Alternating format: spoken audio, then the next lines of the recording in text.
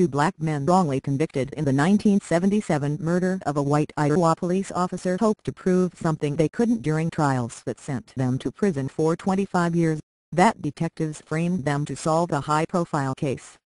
During a civil trial that starts Wednesday in Des Moines, Terry Harrington and Curtis Mahiwa argue that Council Bluffs police officers coerced witnesses into fabricating testimony against them in the killing of John Schweir.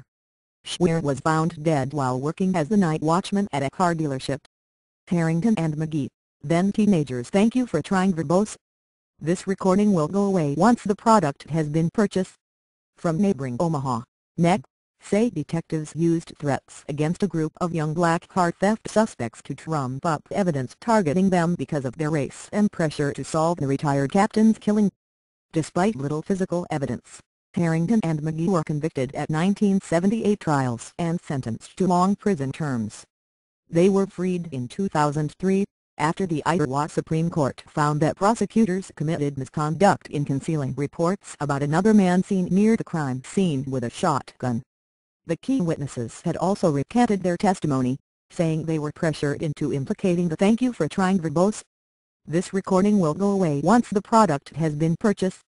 Men, after winning their freedom, they filed lawsuits against prosecutors and officers they blamed for forcing them to spend their adult lives in the Fort Madison prison.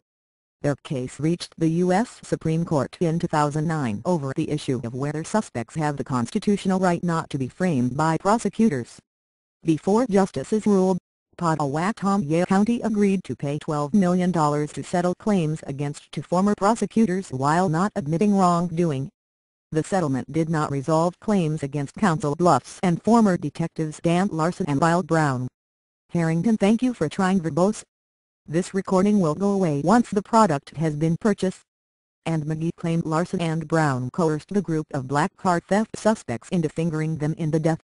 Investigators took the star witness, a 16-year-old confessed liar with numerous aliases, to the crime scene, gave him details about the murder weapon, and had him repeatedly change his story until it was plausible, the lawsuit claims.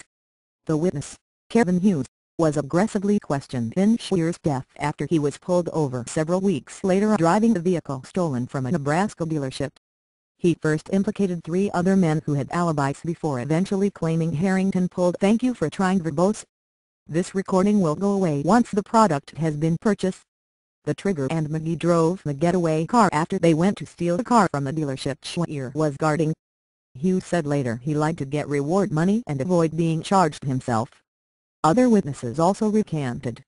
Jurors will be asked to decide at trial, scheduled to last through November 16, whether detectives, who were both white, and the city violated Harrington and McGee's civil rights and, if so, how much they should receive in damages. We have waited for a very long time to have this trial and we look forward. Thank you for trying verbose. This recording will go away once the product has been purchased.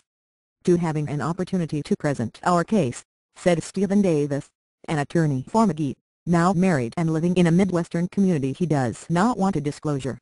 Facing a possible verdict of millions, lawyers for the detectives and the city are making an aggressive defense. They plan to argue that Harrington and McGee probably were the real killers, and that even if they weren't, detectives did nothing wrong in focusing on them as suspects under the circumstances.